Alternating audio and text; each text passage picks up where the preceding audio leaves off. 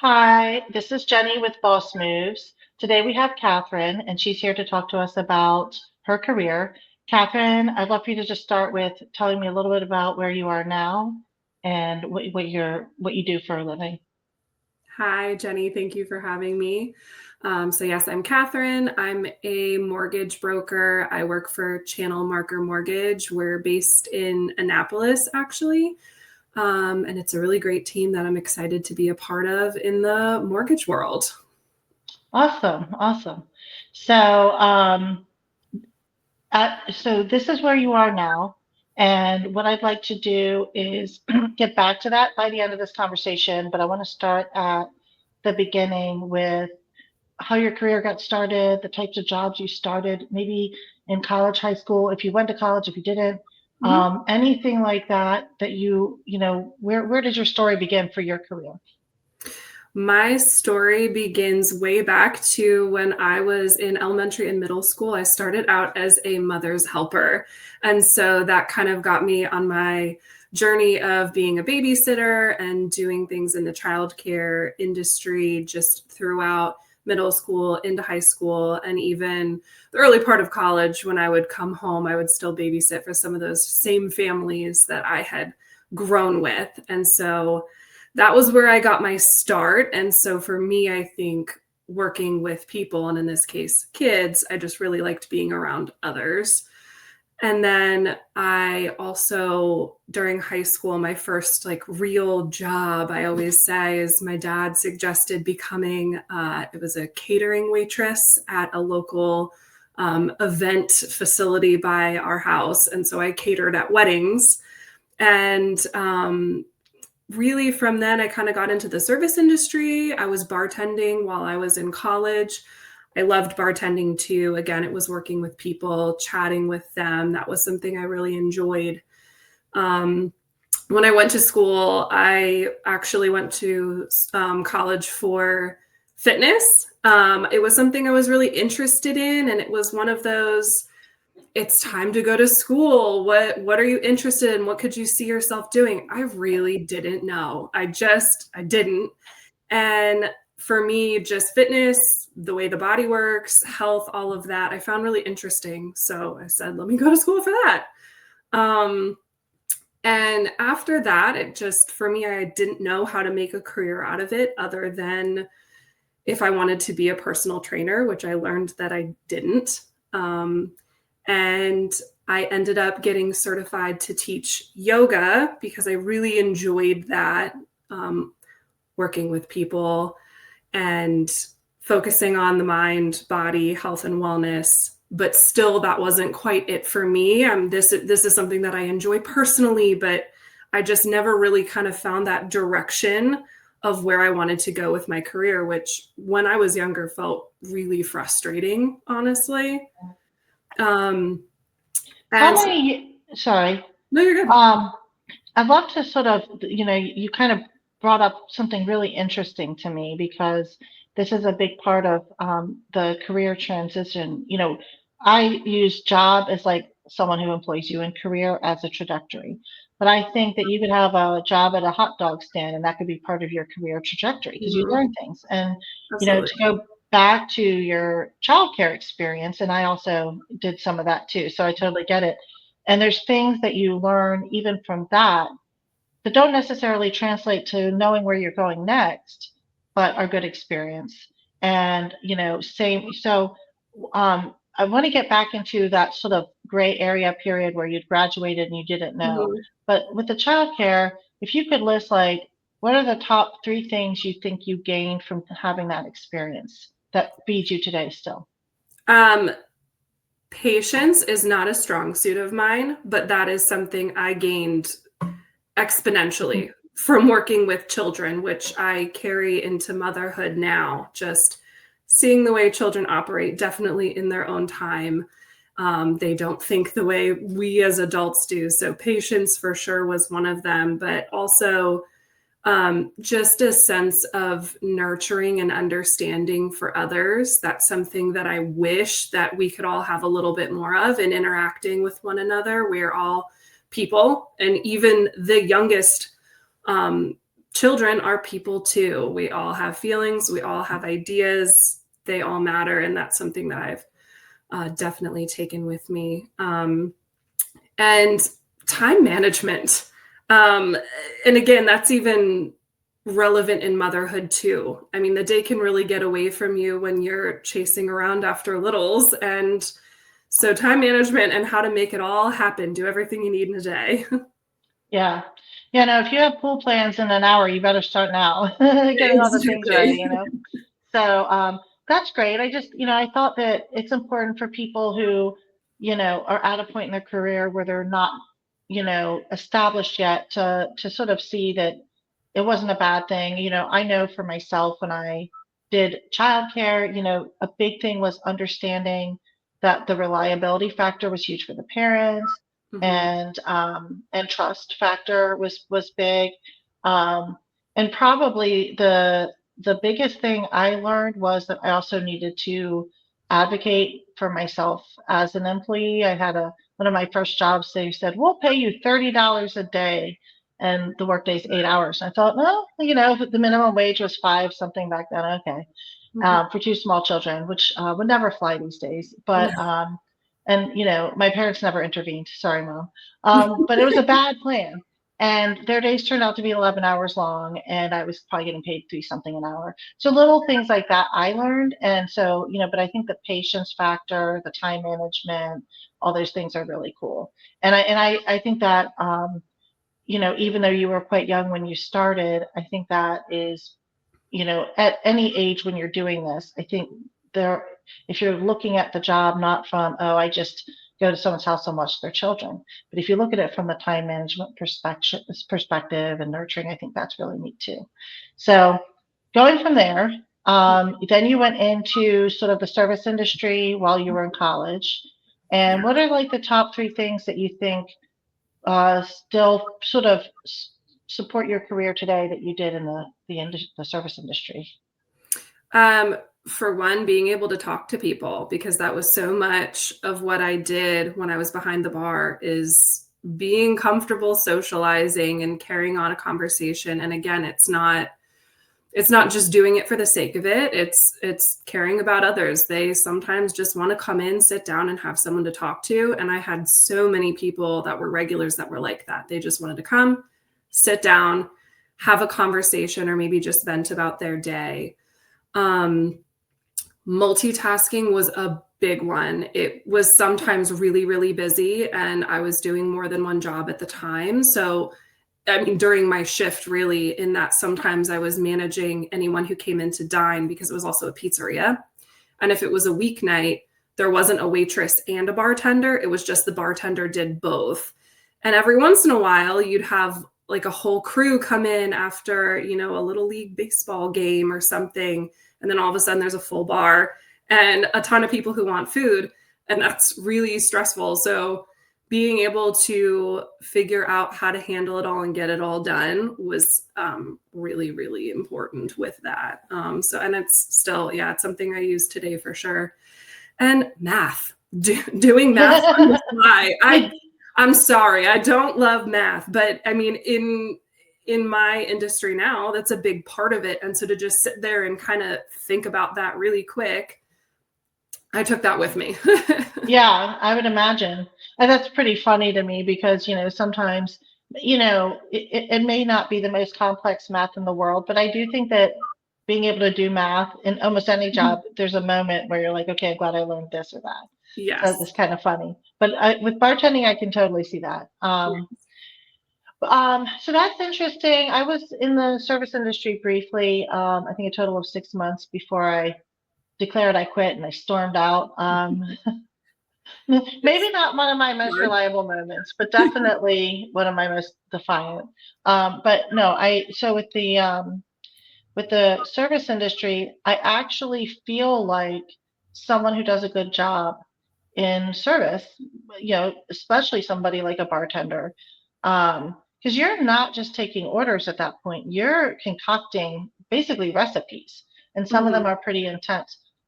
So if you can develop that skill and handle it with confidence and ease, I don't think that it should be taken lightly. And, actually, some of the training that we're developing is in connecting dots of stuff I did here as a bartender may not seem like it translates at all to, financial, realm, mortgages, things like that. But actually, I think there's a lot of correlation and learning how to build those bridges to figure out where you want to go. I think that's all part of the learning that you're doing. So that kind of brings us to your college experience and the fitness degree. And I just want to commiserate because my college degree is in sociology. And Okay. that was like I wanted to be a geneticist. I failed chemistry twice. Maybe if I'd buckled down, I could have passed it, but I couldn't care. I Yeah. could not care enough about chemistry to pass that class. So I was like, well, apparently I'm not meant to be a geneticist. And it was probably life creating pressure to send me in a better direction. But I was like, what is the easiest degree I can get? Sociology sounds great. I Mhm. graduated and I'm like, at that moment, I thought, what does one do with a sociology degree? Didn't think about it before that moment.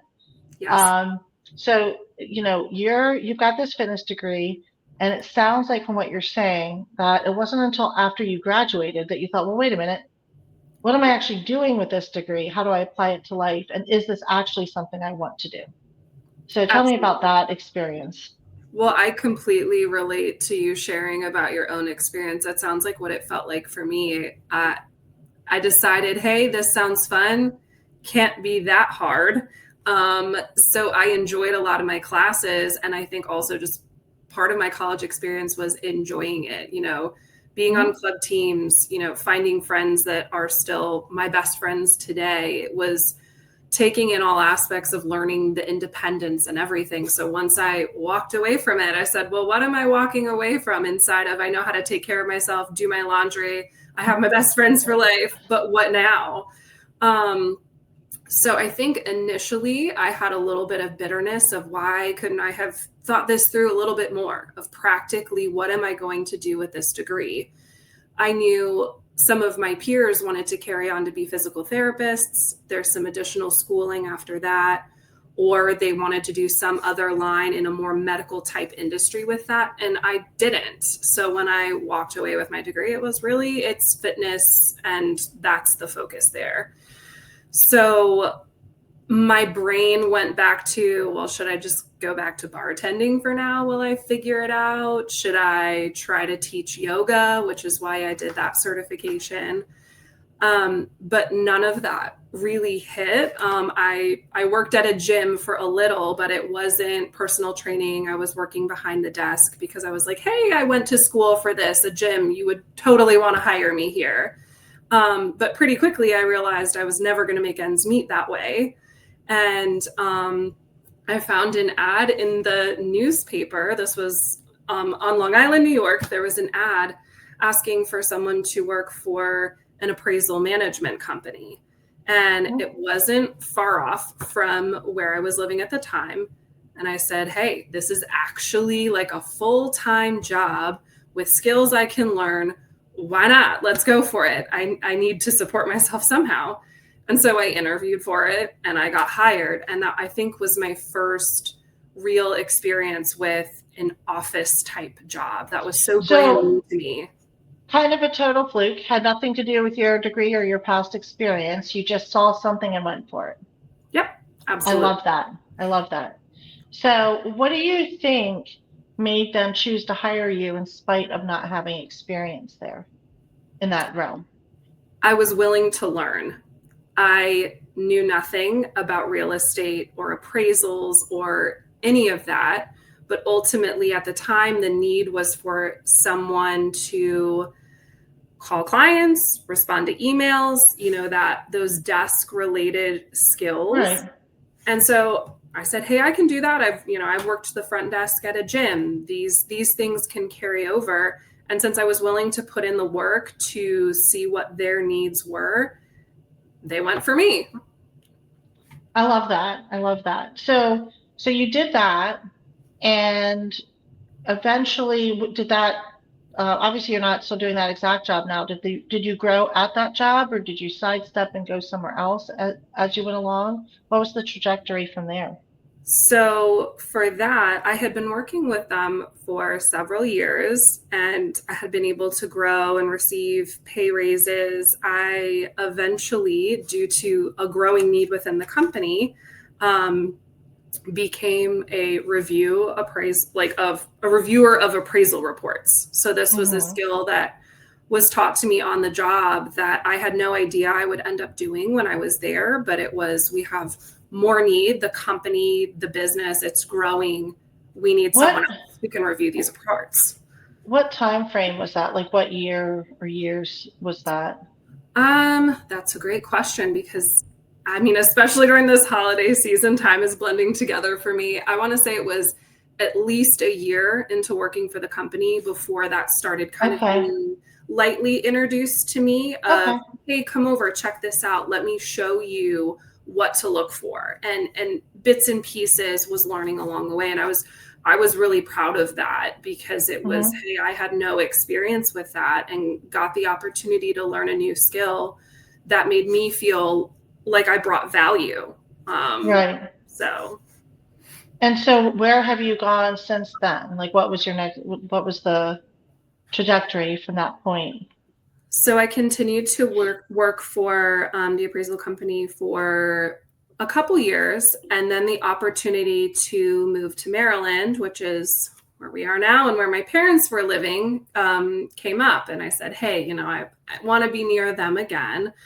And when I mentioned to um, my boss that I was moving, he said, hey, how would you feel about working remotely? We'd still like to keep you. And Okay. so I said, yeah, let's do it. So I moved, continued working for them, and it was hard not being in the office environment, not having the same space to, I guess, ask questions, or I'm a very visual learner. So to be able to shadow someone and see why is so critical for me when I'm learning a new skill. So I felt like I wasn't gaining as much or bringing as much to the table because I wasn't in an opportunity to shadow others and, understand things that I may have been missing along the way. Hmm. So that's when it got a little harder for me. I felt like I wanted to be with other people. I didn't want to sit by myself in my house, and I wanted to be able to ask those questions. And it felt like I just needed something a little bit more. Yeah. Um, and at that point, I sat down with my parents and I need a change. What do I do? Because I still had that feeling of I never really found something that quite fit me. Hmm. And my dad said, hey, you have a fitness degree. What if you went back to school and became a PE teacher? You have so many classes that are related, which is true. What if you did that? And I think throughout my journey of finding different jobs, I think I did lean on a lot of people of hearing what they thought I might be interested in or hearing the suggestions. And I said, okay. And I applied to go to Towson, and tons of my classes did, in fact, count from my undergrad degree previously. And I made it a couple months before I was like, I hate this. This is just not it. And so I left in the middle of the semester. And it just so happened that at the time, I also found out that myself and my husband at the time, we were pregnant with our first baby. And I was like, I can't do this. I don't want to be a PE teacher. I don't want to be here. This isn't like how I remember college. I'm done. I'm going to be pregnant now. And Yes. that's where that went. So I dropped out and I was at peace with that because I think the frustration had really built that I kind of hadn't found something that clicked. That's so interesting. I think you mentioned kind of taking advice and sort of going in a direction and sort of, not because you're unsure, you're almost sort of like a empty vessel of anyone with an idea can pop it in there and you're like, all right, well, let's try this. Absolutely. And I think that, I'm 49 and I'm like, well, what do I want to be when I grow up? And I think what it is at different phases of our life, we want something different. And obviously, at some point, you stepped into parenthood. And I think for women in particular, that's a big part of what informs your future Mm, decisions from the point of having kids. And you may not want to be 8, 9 months pregnant, chasing kids around on a field as a PE teacher. yeah. And, and it's a very physical job. And, I don't know that it pays a whole lot more than, other, to have that career trajectory that you might hope for. How that being said, I had the best PE teacher in elementary school ever. He changed my life. I got the top physical education student award of the year, and Amazing. as, in 6th grade. And this is the only academic achievement I've ever accomplished in my life that like I got an award for.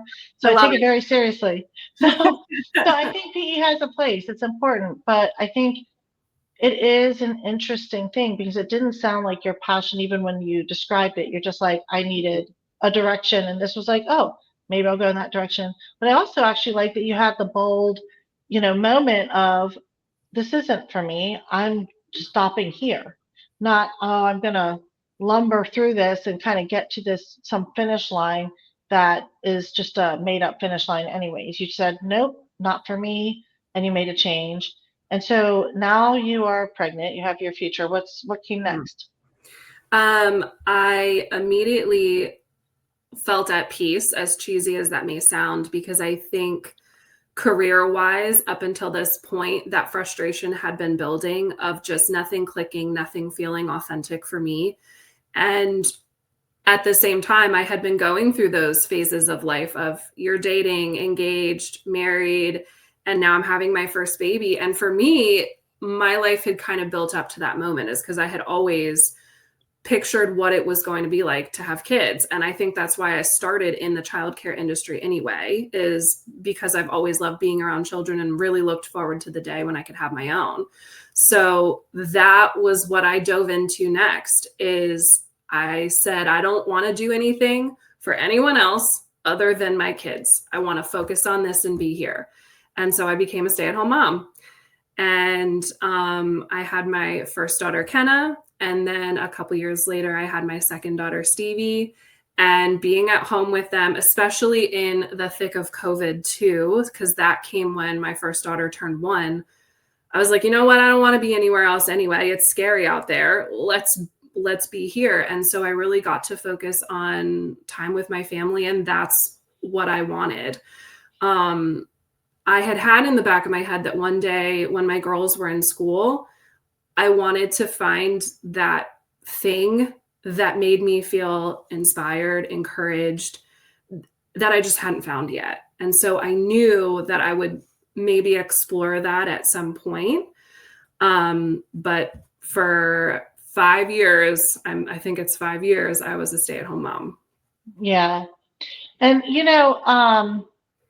it's interesting because I was too, by the way. We have a lot of similarities in our career path, to be honest. I was a stay-at-home mom, and I was a stay-at-home mom, but I had a few hours of work that I did for a company, and I got my real estate license, which I still have to this day. Um, Nice. and my sister owns a brokerage. Shout out to Sarah. um, she owns a brokerage in town, and but she had gotten her license back. Gosh, I don't even know how many years ago now, but lots. And so I always really enjoyed it, and I got my license, and I do it on the side. Um, and in my mind, it's going to be a stay-at-home mom who did real estate, and I wasn't going to be like that hard-hitting realtor. I was going to do like a handful of settlements a year, and for a little while I did that. But then I got divorced, and I needed more stable income, and that split. I said, okay, I have to make a decision, and it was into more leaning into my regular career versus my real Mhm. estate.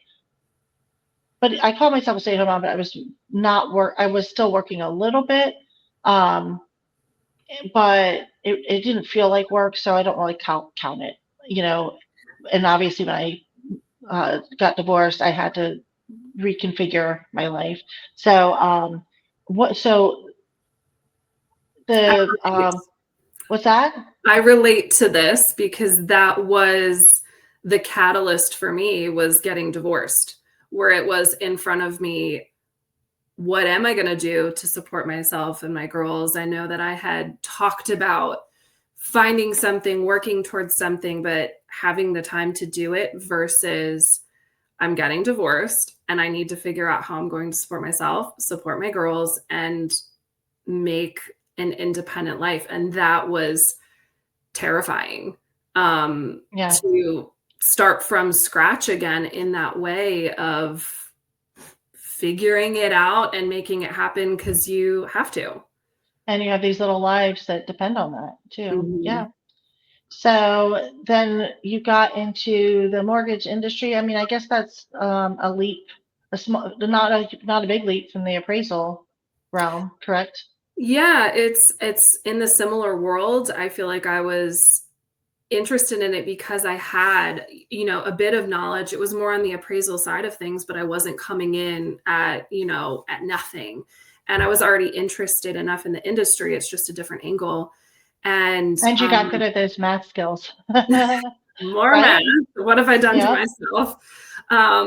But it was another one of those, if I hadn't been with the right person at the right time sort of things. I met one of my best friends, Olivia, at our daughter's like very first ballet class together.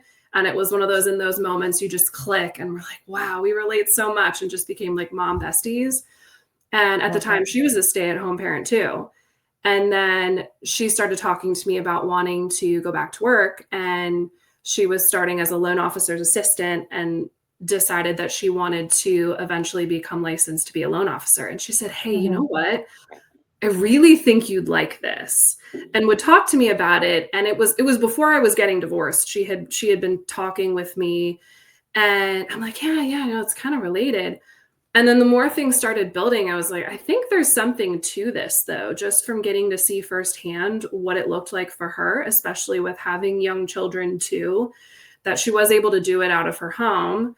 And I was really encouraged by that. And then when I was actually getting divorced, I was like, hey, maybe I should take the jump and go for it.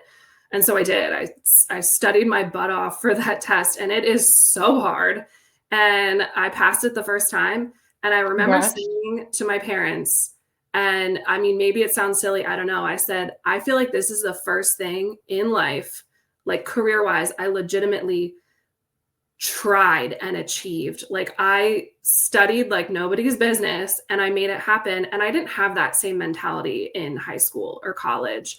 I did just fine academically. I was one of those, I was lucky enough to just study a little and still do good. Kind of Well, checking the boxes. yes. Yeah. And that I think relates to my life in general. Up until that point was I was checking boxes until I realized checking boxes didn't cut it anymore. Yeah. Um, and so that was a total game changer for me, just in moving forward as a single mom and also starting out working too. That was just a shift all at once because I had never been a working parent before. Hmm. But I was so motivated to do it and encouraged by those around me that I was ready. And a natural fit, right? So now, do you work on site or do you work at home or hybrid? What do you do in terms of your work situation? So I'm hybrid. I go into the office in Annapolis on the days that I don't have my daughters. And then when Hmm. I do, I work from home. So it's been this nice blending of what I think I need just career wise anyway, being with teammates, being able to like pop into the office, ask a question, or just even say something about how you're having a rough day. I really value getting to be with my coworkers on those days. And then it's also nice when I'm home, I can do things on my own time. Then I can pick up my daughters from school, do things for them in the evening. And then if something pops up after they're in bed, I can take care of it then too. The Hmm. flexibility has been wonderful for that. I love that. I love that. I think, there's a couple of things that really strike me with this. That,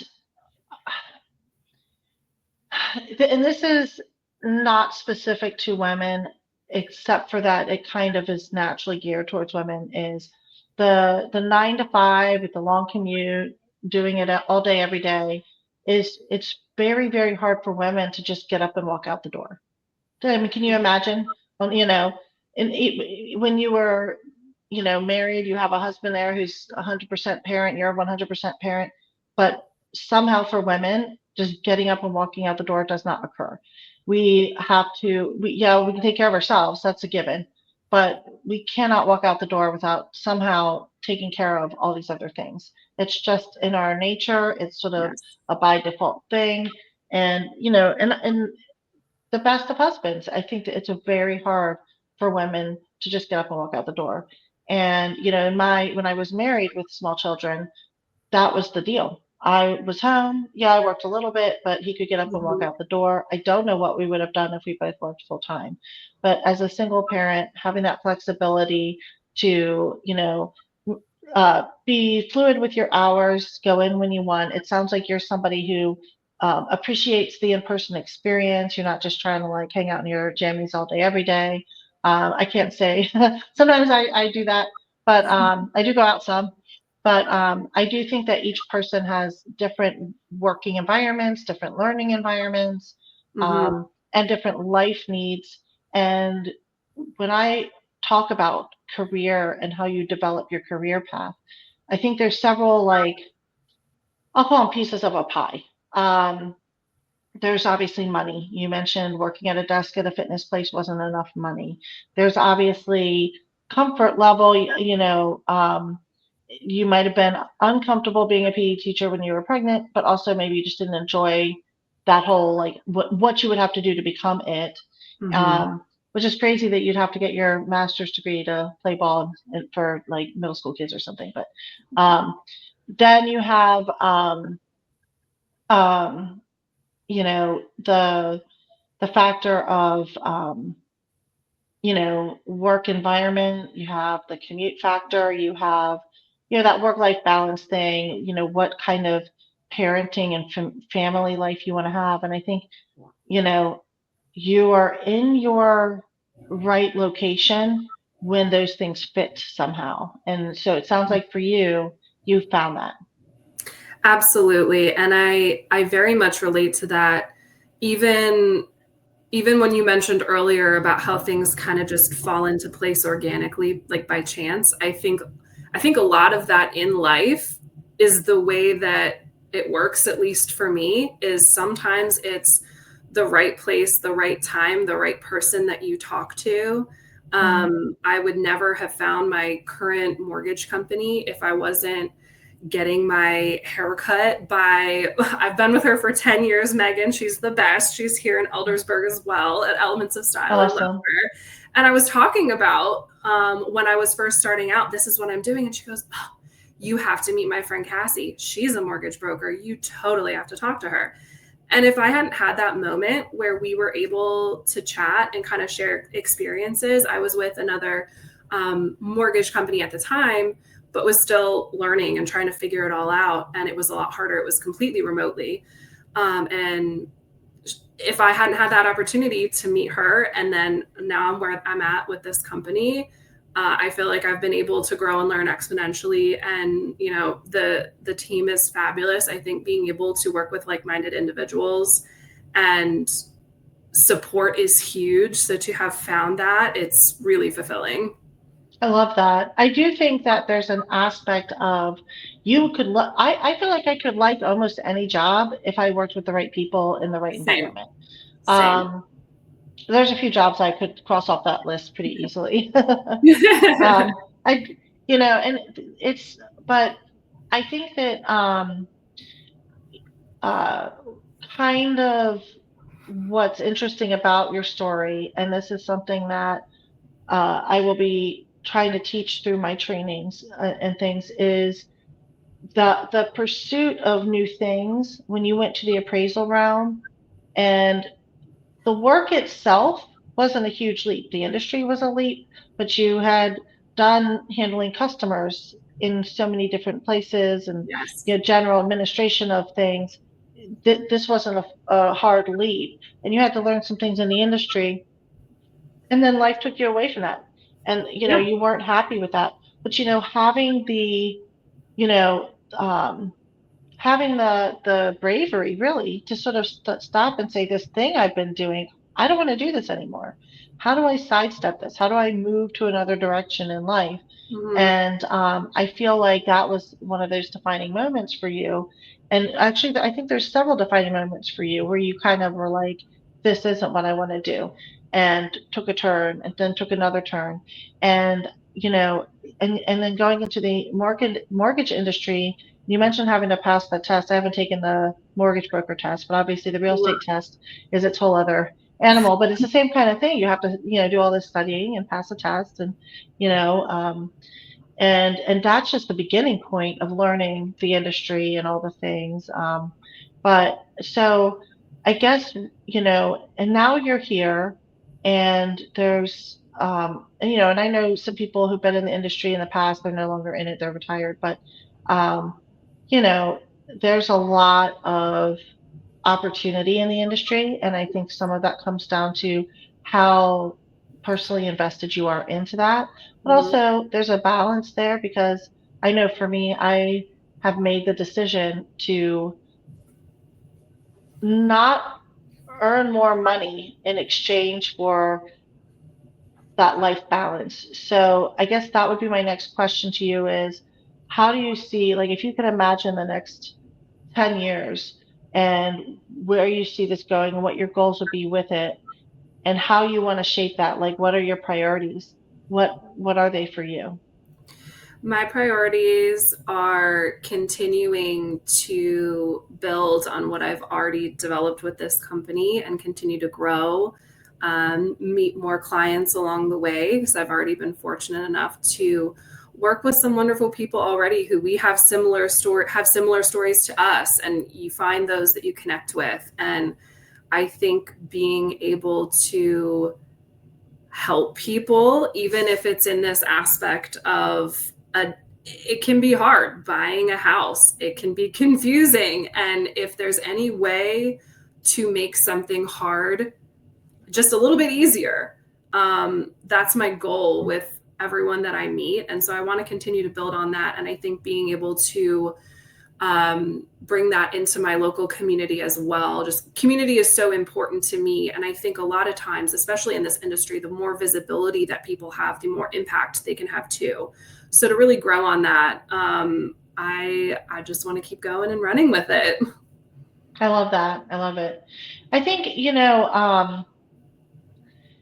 and it's funny with the real estate industry in general, it all really, unless someone's a cash buyer, the loan process is so critical to the Mm-hmm. success.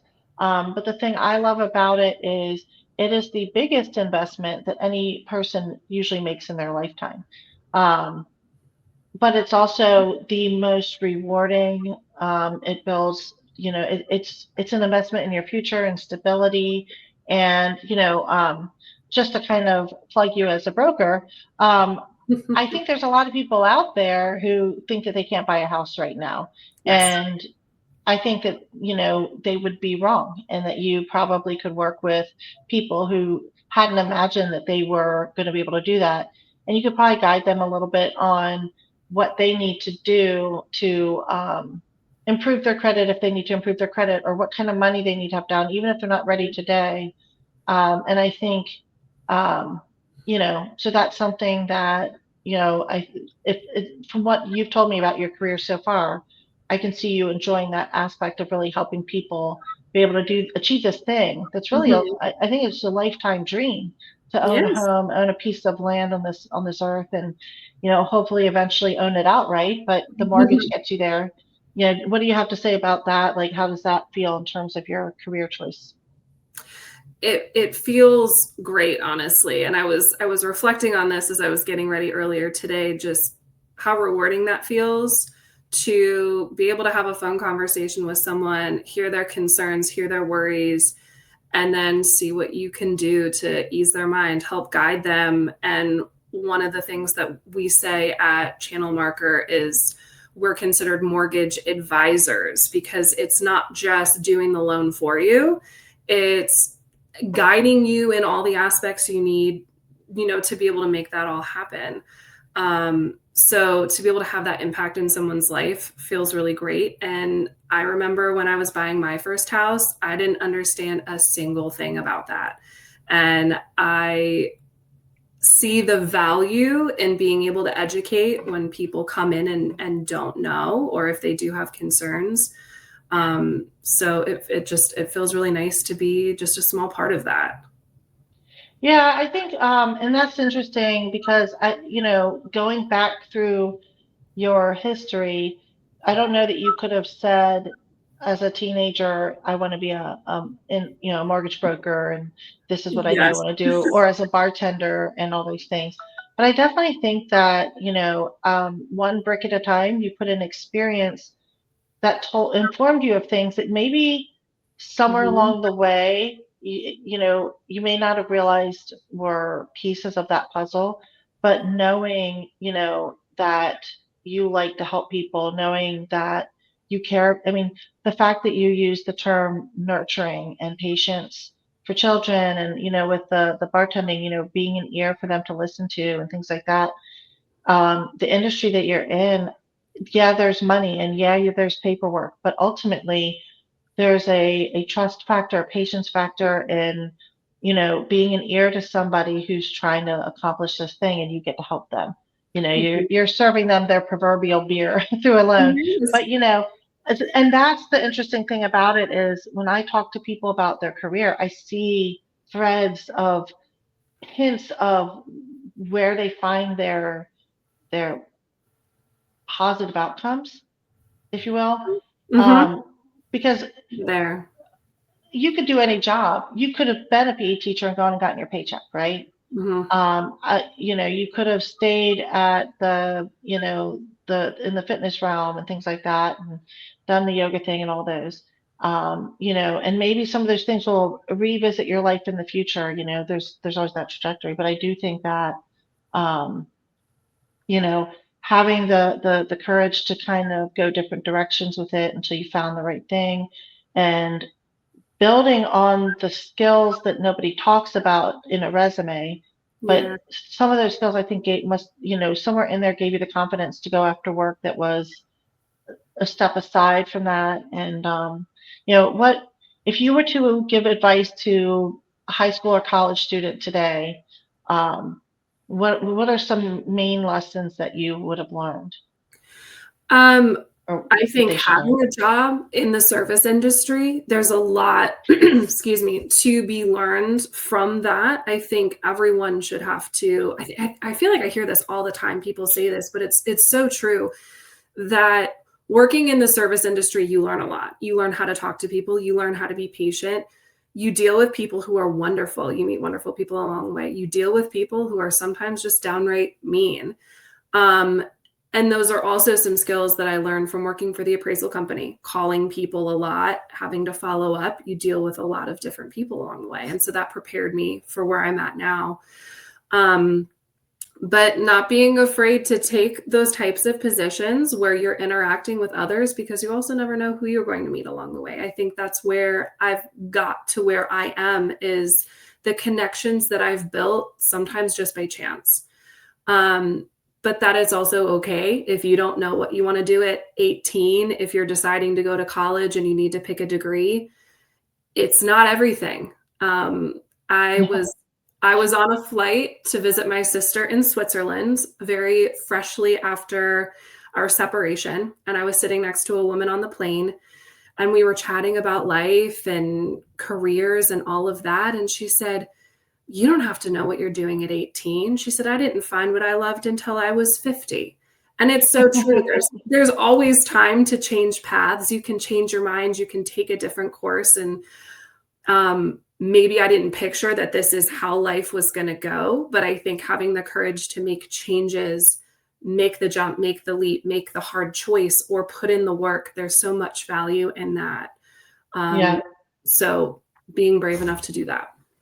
I love that. I think that's, I couldn't have said it better. I think the relationships thing is huge. I've actually, by the way, hired a waiter as an intern for a whole different job just because he was Yes. such a good waiter. I was like, let me get your information. One day I might be hiring. Yes. And, I definitely think that, meeting people, talking to people, in my trainings, one of the things that I like to say is 70% of jobs aren't gotten off of Indeed or True. any postings, LinkedIn.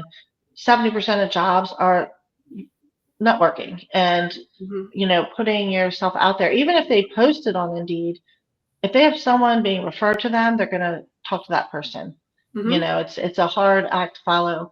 So, being able to be out there, and you were really out there and you listened and heard, and you also listened to some things you ultimately didn't pursue because it wasn't the right thing. And I do think that's an interesting one too, because a lot of the traditional roles that someone might suggest, like, teacher, nurse, things like that, that especially, I think, I just listed two that I think of as heavily female centric, but I do think that they're steady jobs and they're great jobs to have. But I know teachers who feel very stuck and don't know how to get out of it. And, I also think that those are the obvious choices, but there's a lot of choices out there that you probably wouldn't have even thought about mortgage broker as a job at some point in your life. You just Never. probably didn't even imagine that someone went around and did that. And then not because if you had taken the time to look, you would have seen it, but your vision was over here. I like fitness, so I'm going to go this Mhm. direction, and not like, well, what is fitness like as a career, and how do you live your life that way? And some of this is just wisdom you gained along the way, and there's no going back and doing it over. But one thing that I hope is that with this podcast, that we can kind of show people at any point in their life they can make changes. And when you're young, you don't have to have all the answers. If you Yeah. are bagging groceries at a grocery store, you don't have to do that for the rest of your life. You just have to be willing to take risks, and you have to be willing to talk to people. And your life is, your whole career is sort of like a recipe for that. Mhm. That's The really cool. willingness to talk to people is so true. I completely agree with that. And to your point about how a lot of jobs aren't found on Indeed, I think I walked in and asked if I could be hired for the majority of my jobs that I I've done. love I that. think the ad for the appraisal company was probably one of the only that was advertised that I responded to and worked. So Yeah. it's talking to people, it's putting yourself out there and putting in the work. I was telling someone today, speaking of hair salons and getting your hair done, I just got mine done. And I was saying how, I was saying how, um, oh, I just had a mental blank. Uh,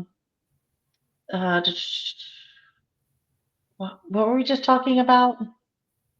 Um, Applying yourself and putting yourself out there. Yeah. Um, oh, yeah. So I have not had to use my resume for a job since 2000 and I want to say 2002. Wow. And so that's the weird I haven't had to, like, I keep it updated because I just think that's a good thing to do so you don't forget stuff Mhm. you did along the way. But I have not had to use my resume for a job because I just talk to people, Mhm.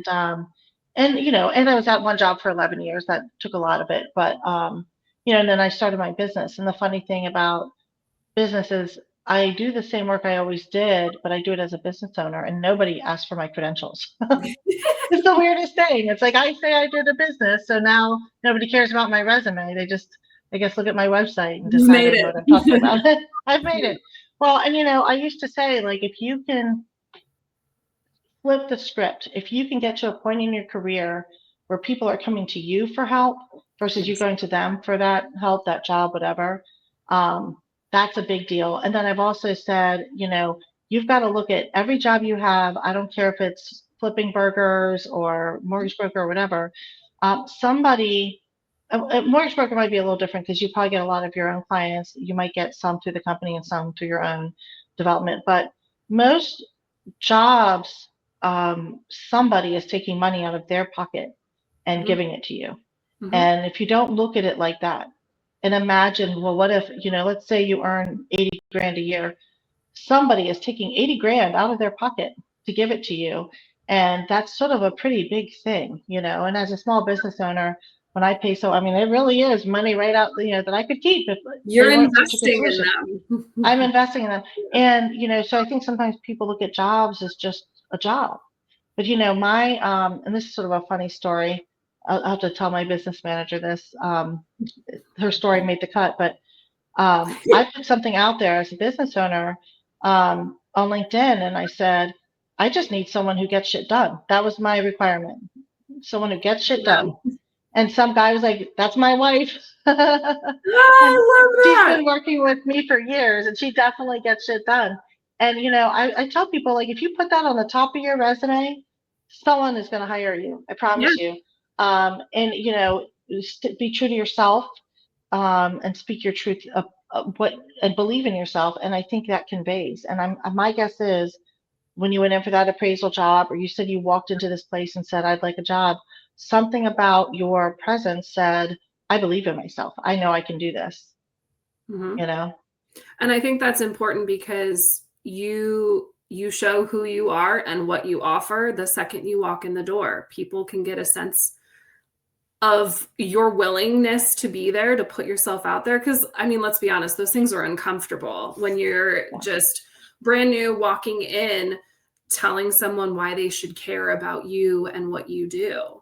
So that's very vulnerable, but I mean, being able to be comfortable in yourself and comfortable in putting yourself out there, I think that's where the big moves happen. Because that's how it's been for me. I've done so many uncomfortable changes in my life, but that's why I'm here. And ultimately, I've been so inspired by other women around me in my life that's what I hope to bring to others in the future. Empower women the way they have empowered me through the struggles. And sometimes it's just, I think just yesterday, my friend Lauren texted me and how are you doing? And I'm like, my kids are sick. I was so busy today. I didn't clean my house, but I am working with a client. And she's like, look at you go. You're doing big things. And sometimes we forget just to reach out to someone and say, hey, I see you. I see what you're doing. Yeah. And there's so much value in that. And especially in your workplace too, you should feel that way with your teammates and, be lifted up, because we all need a little bit more of that. Absolutely. 100%. And I, definitely, as a mom and a single mom that we both have in common, I think that juggle is that much harder because there's a limit to how much you can pass off to somebody else, and being willing to let the dishes sit for a day while you deal with this thing. I think giving ourselves grace with our careers, and with our days and our moments, and this whole concept of supporting each other and lifting each other up. I don't think that there's any time where you lift someone else up that doesn't somehow play positively into your life. And it's not a competition. There's room for all of us. And the more we leverage someone else, I think the more we put ourselves in a position to be leveraged. So with that note, I'm going to let you go. I really, really, really appreciate you doing this. And I hope that in some way this leverages you. I hope someone watching here's your story, is motivated and inspired by it. I will be sharing your contact information. This is pre-recorded, so when it's posted. And, if there's, a point in the future where you have a change or something, going on with your career, I'd love to talk to you again and see where, things are at and, what the next move is. So thank you very, very much for joining.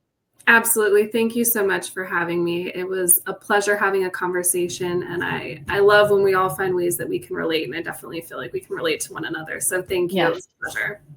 Absolutely. And one more time, full name and company? Catherine Holton, Channel Marker Mortgage. Thank you so much for joining us today. Thank you. Take care. You too. Bye.